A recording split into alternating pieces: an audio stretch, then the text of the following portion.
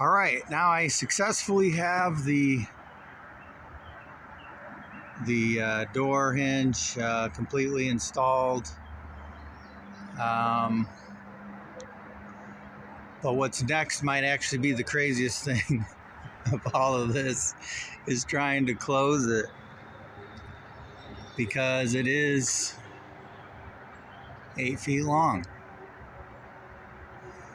And yeah, so I know I'm going to pull it forward with this strap.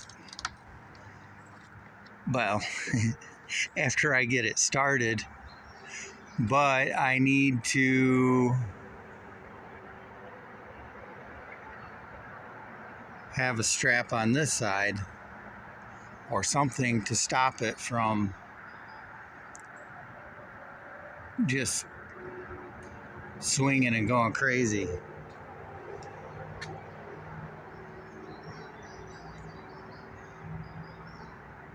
So this will be interesting.